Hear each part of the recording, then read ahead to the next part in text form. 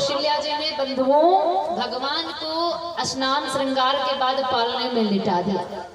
पुनः कौशल्या जी आती है अपनी रसोई में, भगवान के लिए स्नान के बाद भोग तैयार करती, और जो ही कौशल्या जी ने भोग बनाया और गई भगवान का ध्यान करने के लिए। इधर राघव को तो पालने में लिटा करके गई है और वहां बैठी भगवान का ध्यान लगा रही हैं और भगवान से कहती हैं कि आओ आओ मेरे भगवान, लगाओ भोग भोजन का। आओ आओ मेरे भगवान, लगाओ भोग भोजन का।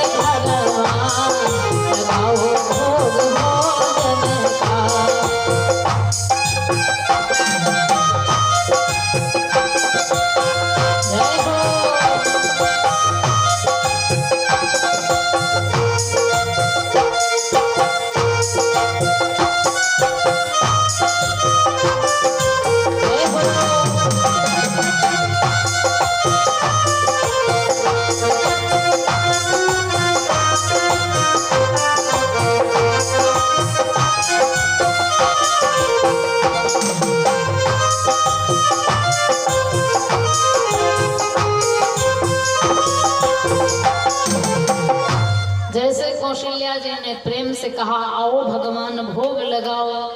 राम जी ने कहा अब तो माँ जी आज्ञा दे रही भोग लगाने का। राम लला तुरंत पालने में लेटे हैं, एक रूप लेकर के पहुंच गए मैया के सामने, भोग लगाने लगे। अब मैया ने जैसे आंखें खोली, क्योंकि भगवान को कभी भी भोग लगाएं तो आंखें बंद करके लगाएं। यदि आपके घर में मंदिर है या कोई अलमारी में कहीं भी आप पूजा करती हैं तो एक पर्दा बना लें, क्योंकि भोजन भजन ये दोनों हमेशा एकांत में और पर्दे में किए जाते हैं। तो माँ आंखें बंद करके बुला रही थी आओ भगवान भोजन लगाओ, वो भोग लगाओ। और जैसे कौशल्या ने आंखें खोली तो देखे कहाँ राम लला भोग लगाए रहे। अब कौशल्या जी को बड़ा आश्चर्य हुआ, रे बाबा कहते ये कोई हम बात नहीं कह रहे, इहाँ उहाँ तुई बालक देखा, मति भ्रम मोर की आनंद से। अरे हम अपनी आंख से ये क्या देख रहे हैं, एक बालक राम जी भोग लगा रहे हैं। अब दौड़ी दौड़ी गई मैया कौशल्या पालने के पास। ऐसा तो नहीं अभी तभी तो हम राम को पालने में लिटा करके और यहाँ भोग लगा रहा है, ये क्या हुआ। कौशल्या जी दौड़ करके गई पालने के पास, देखा है कहाँ हुआ राम जी बढ़िया लेटे सोए रहे हैं। दौड़ के आई तो देखा है कहाँ यहाँ भोग लगा रहे हैं। अब कौशल्या की बुद्धि नहीं काम कर रही, मृत्यु भरम मोर की आन विशेखा, ये क्या हुआ है, हम क्या देख रहे हैं। मानो राम जी आज अपनी माँ को बताना चाह रहे हैं कि हम जगत पिता जगदीश्वर हैं। आज मैया जैसे आश्चर्य में पड़ गई।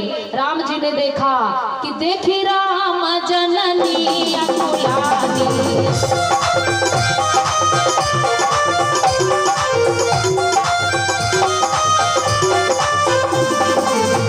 देखी राम जननी अकुलानी, प्रभु हंसती न मधुर मुस्कान।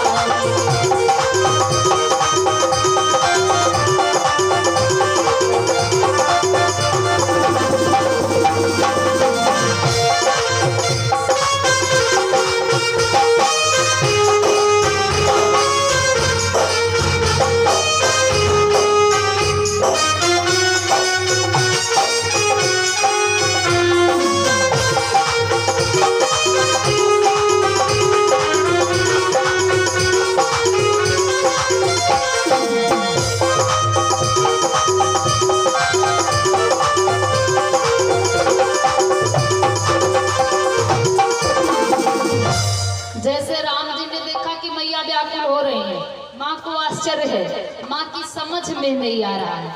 तो हमारे भगवान हंसने लगे, प्रभु हंस दीन मधुर मुस्कानी।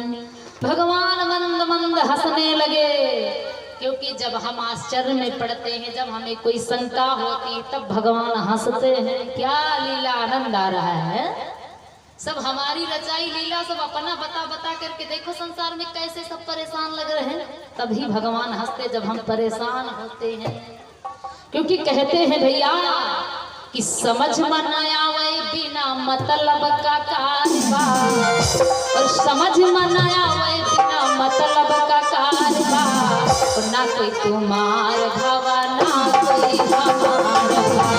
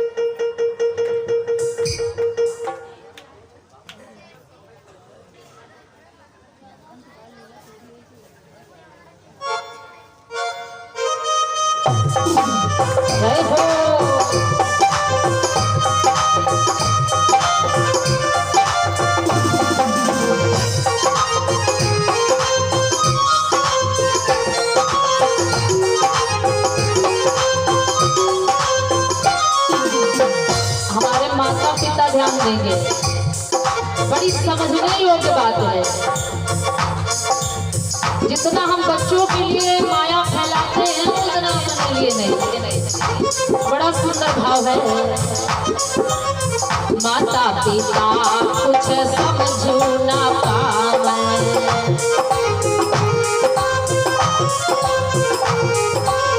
माता पिता कुछ समझो ना पावे,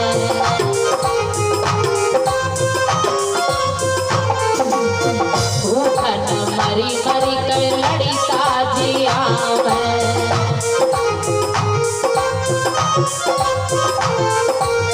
हमारे माता पिता क्या नहीं करते हमारे लिए, और माता पिता की कीमत उसी को पता है संसार में जिसके माता पिता नहीं, और जिनके बैठे होने का क्या जरूरत है। भगवान ने अगर संसार में किसी को अपना माया मोह अपना प्रेम दिया तो वो है माँ। आज भी संसार में माँ भगवान के समान होती है। माता पिता अपने पुत्र को बड़े प्यार से तैयार करते हैं, इस तरह भगवान को ध्यान नहीं देते हैं, और अंतिम में होता क्या है, वही बालक अरे बड़े भय बूढ़े पर सवार सब भार भार,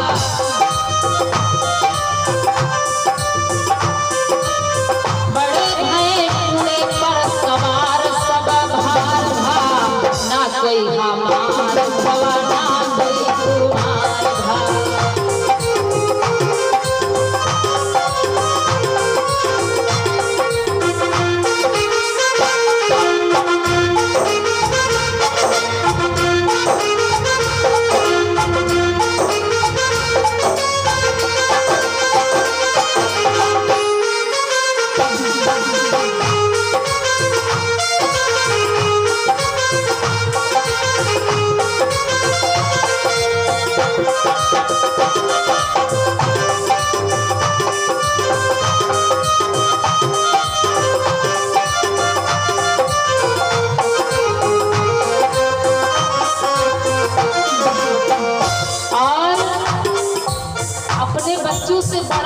प्रेम अपने लड़का खातिर जो न कटारा अपनी जिंदगी में तुम सारा है। हाँ, इतना प्रेम होता है बच्चों से। माता पिता अपना पूरा तन मन धन सब अपने बच्चों को अर्पित कर देते हैं। और जब थोड़ा बड़े हैं, परिस्थिति क्या बनती है बच्चों की, माता पिता को तो बड़ी खुशी है और मम्मी का तो सबसे ज्यादा खुशी कि बिहाव कर बहुरिया है, काम कुछ है सब बना बनावा टाइम पर मिली, लेकिन आगे का होत है मारे खुशी के लड़कन साथी रचाई।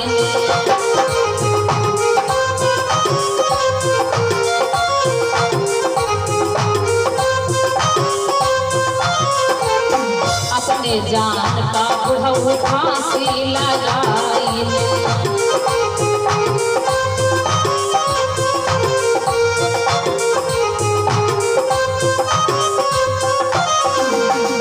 अगर तुमने बच्चे के लिए जमीन जायदाद धन इकट्ठा किया और सत्संगत, जैसे कल दादाजी बता रहे हैं पीछे वाले टोपी लगाए हैं कि हमारा प्रण यूं है कि कम से कम यह कथा भागवत गांव चला करी, जो छोटे वाले बालक हैं ये तो बड़े होकर के धर्म की क्रिया को नहीं तोड़ेंगे। बड़ा अच्छा विचार है। तो हमने कहा बात बिल्कुल भाई सत्य, जब बड़े वाले करेंगे तो बच्चे देख करके फिर अपने आप करने लगेंगे। कि हमारे दादा बाबा कथा सुनते थे और जब दादा के नहीं मालूम राम को तो पोता का बताइए। तो माता पिता यदि बच्चे को संस्कार नहीं दिए और बच्चा बड़ा हुआ विवाह किए आवाज बहुरिया तो कहत कहा बुढ़ाई बुढ़ाओ को बना के। आज जब लड़का संस्कारी नहीं है तो बहू के कहने में लग गया, और जब लगा तो हुआ क्या, अरे आई गई बहुरिया तो सब खराब था।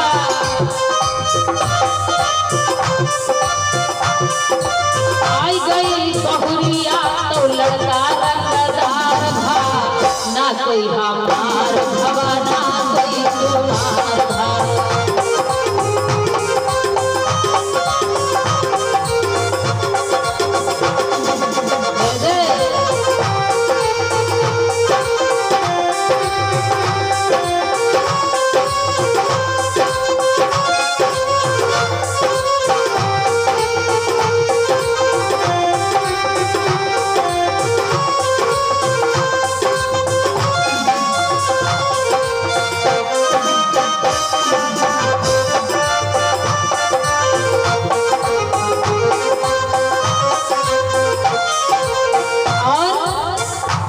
बच्चों से कहना है जो हमारे भैया भी विवाह नहीं हुआ है, माता पिता है सुधिया भुलाए।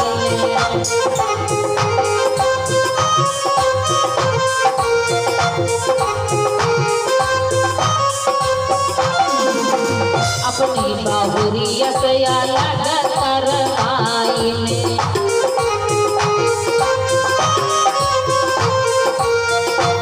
दुल्हन आए गए तो कहे ना का जरूरत है, मम्मी तुम्हारे सबसे करवाई का करो आप बताओ।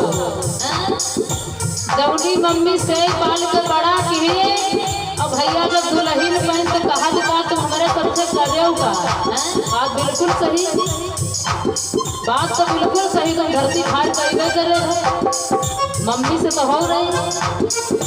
और फिर करीब का अब दोनों जने रात दिन रात सलाह बनी गई। जब दो जने इकट्ठा भे तो सलाह यहाँ बनी कि बूढ़ा बुढ़ाओ खाना पानी हमारे बच्चा नहीं बनावे। अरे बनी गई सलाह तो पिछवारे मुहार भा,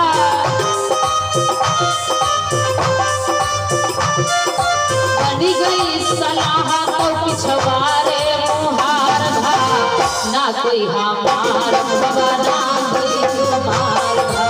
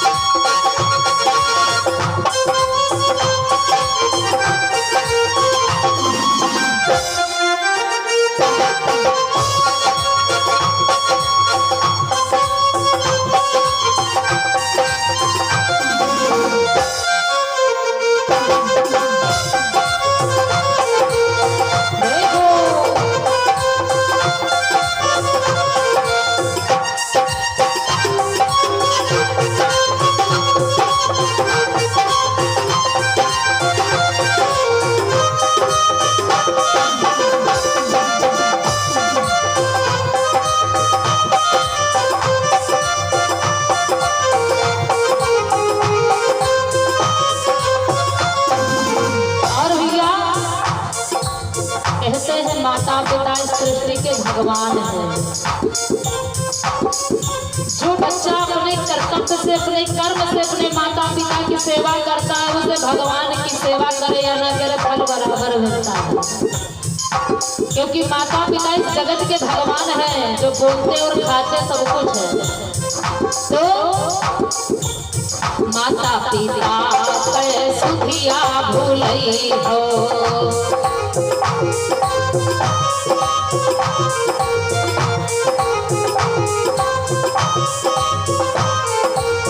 माता पिता के सुधिया भूलई हो, अंत समय ना बहुत पछितई हो।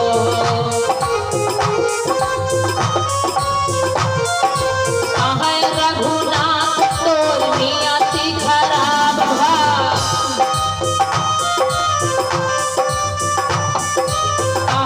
रघुनाथ तोर नियति खराब भा, ना कोई हमार भवा ना कोई तुम्हार भा।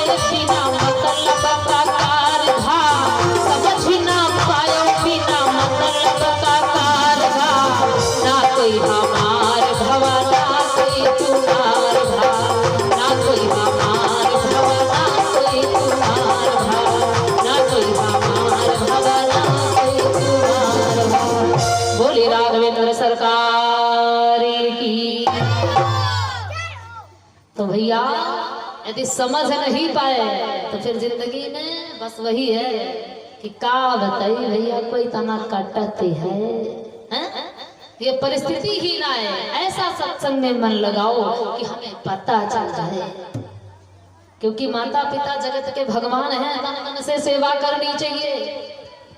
क्योंकि यदि तुम नहीं कर रहे हो तो आने वाली वही परिस्थिति तुम्हारी भी एक दिन होगी।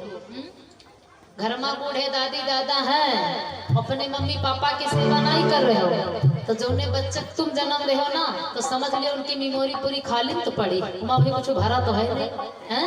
यही मारे उनका नाम है बच्चे, वही है सबका है उसे वही बच्चे। और जैसे बच्चे नहीं रहा फिर उनका नाम पड़ जाता लड़का, और जब नाम पड़ा लड़का तो ब्याह तब ले लिया है, ना ब्याह तब ले लिया है, क्योंकि उनका नाम है लड़के, हैं? तो वही ले लिया है लड़के, और वहाँ तुम्हारे लड़के उनका नाम है वह है। तो बच्चा पूरी रिकॉर्डिंग करता है, मेमोरी पूरी खाली पड़ी, क्योंकि उनके अंदर समझे बुद्धि तो है नहीं। छोटा बच्चा समझदार नहीं होता, वो सिर्फ क्या करता, देखता है आंख से कि मम्मी पापा हमारे बाबा और दादी सब थे करी का रहे हैं। जब अपने मम्मी पापा गाली दिया थोड़ी हो तो जब बड़े हुए हैं तो लहू तुमका गाली दिया है, और जब तुम कहो भैया यू काया करत तो कहिए हम का नहीं काया करे, जब तुम करत रहो बाबा साथ थे तो वह हम तुम्हारे साथ कर रहे हैं, इमा कौन बड़ी बुराई तो कौन उत्तर दिया हो।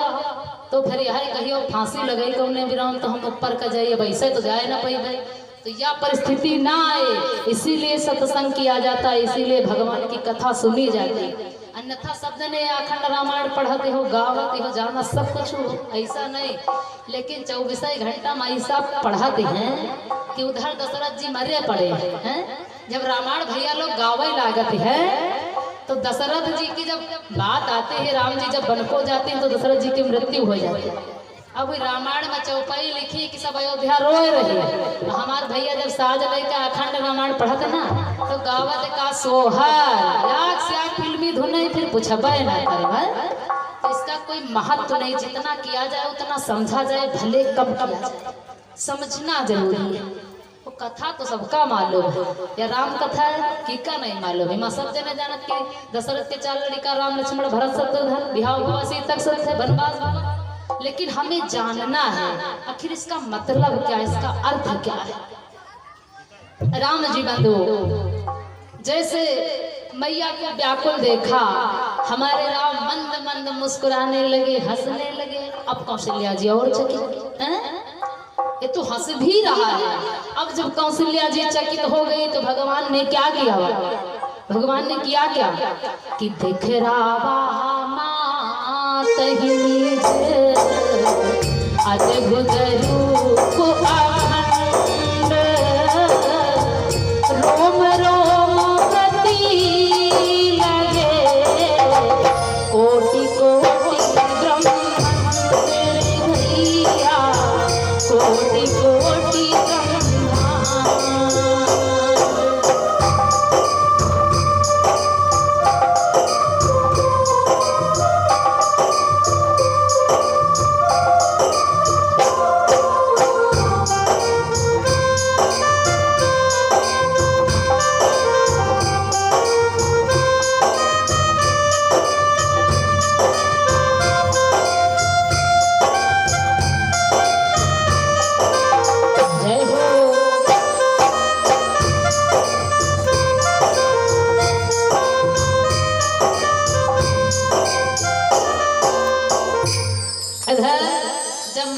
व्याकुल देखा मेरे राम ने, दिख रहा मात ही निज।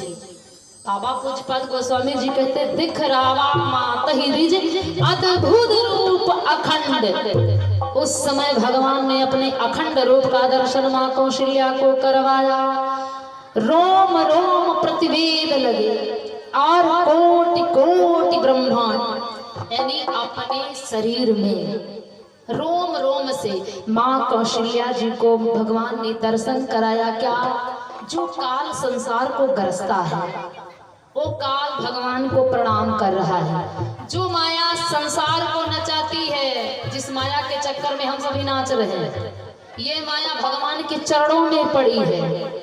और भगवान में क्या देख रहे? अद्भुत एक से एक विशाल अखंड पर्वत, विशाल नदियां, विशाल वन प्रस्थ, ऐसे ऐसे अद्भुत दर्शन मां कौशल्या जी कर रही है। अब कौशल्या जी की समझ में नहीं आ रहा है, छोटा सा मेरा बालक इतना अद्भुत अखंड हो गया, आखिर ये है क्या? आज मैया बड़ी व्याकुल हो गई। बाबा कहते हैं कि तन पुलकित मुख बचन नयावा और नयन मोदी चरण सिर नहा। मैया ने जब देखा तो तन तो बड़ा पुलकित हो गया, लेकिन कुछ समझ में नहीं आ रहा कि ये कौन है। ये तो हम जानती थी हमारा पुत्र है। कौशल्या जी की जब कुछ समझ में नहीं आया भक्तों, तो राघव के चरणों में गिर गई और आंख मूंद करके मैया पड़ी है। भगवान ने जाना मैया तो बहुत व्याकुल हो गई, अब तो मैया का साहस बंध ही नहीं रहा है। तो मेरे राम ने क्या किया? विषयावंत देखी महतारी ओ भये बहुरी सिज रूप खरा। जब देखा मैया बहुत बड़ी व्याकुल है, बहुत बड़ी विस्मय में पड़ गई हैं, तो मेरे राम जी फिर पुनः छोटा सा रूप बना लिया और उसी प्रकार से पालने में लेट गए। अब मैया स्तुति करने लगी, प्रभु मुझे माफ कर दो। कौशल्या जी कहती है अपने छोटे से बालक से, मुझे माफ कर दो नाथ। राम जी ने कहा कि गलती तुमने क्या किया तो हम तुम्हें माफ कर दो। माँ तुमने क्या अपराध किया जो हम तुम्हें माफ कर दे? कौशल्या जी ने कहा नहीं प्रभु, मैं जानती थी कि तुम हमारे पुत्र हो, लेकिन अब तो मुझे पिता चला कि ये जगत पिता परमेश्वर है जिसको मैंने अबोध बालक समझा, इसलिए मुझे माफ कर दो। अब मैं आपको प्रभु कहूंगी, आपको भगवान कहूंगी, आपको पुत्र नहीं मानूंगी। भगवान कहने लगे ना मैया, अगर तुम हमको भगवान मानोगी ना तो कोई मंदिर में बिठा दोगे, क्योंकि भगवान का स्थान तो मंदिर में होता है। और मैया मुझे भगवान मत मानो, मैं तुम्हारा पुत्र हूँ, बस दर्शन ही कराया मैया। और माँ तुम स्तुति हमारी मत करो, हम तुम्हारी स्तुति करते हैं मैया। और मेरी एक विनय मानो, ये चरित्र किसी को बताना मत, पूरे अयोध्या में यहाँ तक पिता को भी मत बताना कि हम तुम्हारे घर ब्रह्म आए हैं, हम जगत पिता जगदीश्वर हैं। बार बार कौशल्या विनय करी कर जो, अब जननी कब हो व्यापे प्रभु मोहि माया यहाँ तो। कौशल्या कहने लगी फिर मुझे वचन दो कि ये कभी माया न व्यापे। भगवान ने कहा ऐसा ही होगा, कभी नहीं व्यापे। नाना प्रकार से माँ कौशल्या को प्रभु ने ज्ञान दिलाया। अब धीरे धीरे करके समय बढ़ता जा रहा है। अब भगवान के चूड़ाकरण का संस्कार के समय आता है। चूड़ाकरण किसको कहते हैं? मुंडन। मुंडन नहीं होते हैं।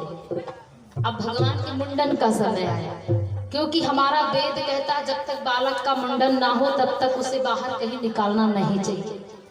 और मुंडन वेद तो कहता है कि तीसरे ही माह में हो जाना चाहिए, लेकिन मुंडन ऐसा मान दिया कि लोग 5-5 साल नहीं कराते हैं कि माना पड़ा है। और ये गर्भावस्था के बाद ज्यादा दिन तक नहीं रखने चाहिए। 1 वर्ष के अंदर जरूर से जरूर मुंडन करवा देना चाहिए, क्योंकि इन बालों से भी बहुत बड़ा जीवन पर प्रभाव पड़ जाता है।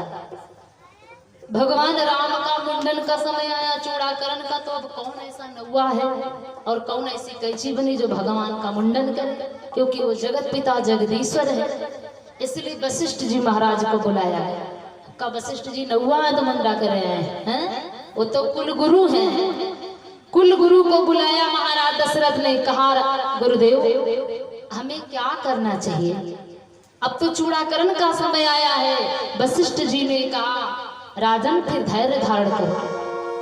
वशिष्ठ जी ने मंत्रों को उच्चारण किया और मंत्रों के ही द्वारा भगवान राम के जो गर्भ वाले बाल थे वो बाल भगवान के मंत्रों के द्वारा आप उसी में विलीन हो और पुनः नए केस भगवान को प्रकट हुए। चौपाई कहती है चूड़ाकरण की न गुरु जाई और विप्रन पुनि दक्षिणा बहु पाई।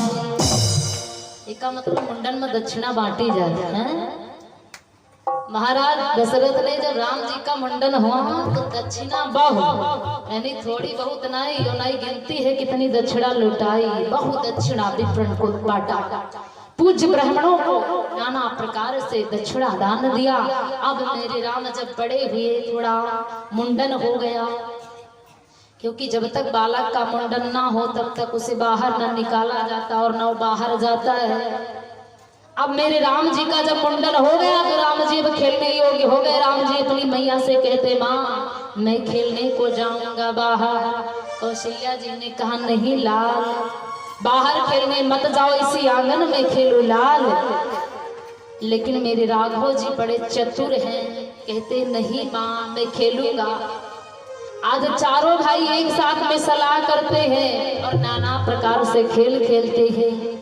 और कौशल्या जी कहती हैं पुत्र कि राघव दूरे खेलनाते जाओ, नजर तो है लगे जाएगी। राघव दूरे खेलनाते जाओ।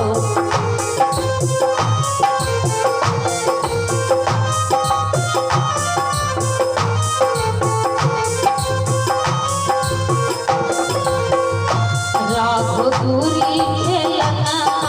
जाओ, नजर तो ये लगे जाएगी।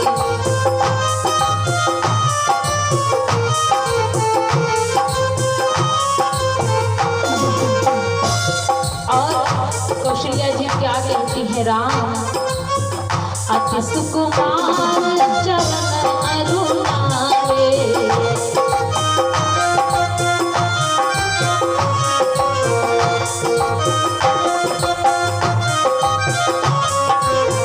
रवि कर कठिन सुनहो रे तारे।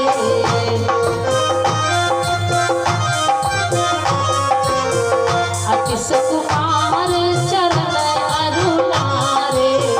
रवि कर कठिन सुनहो रे तारे।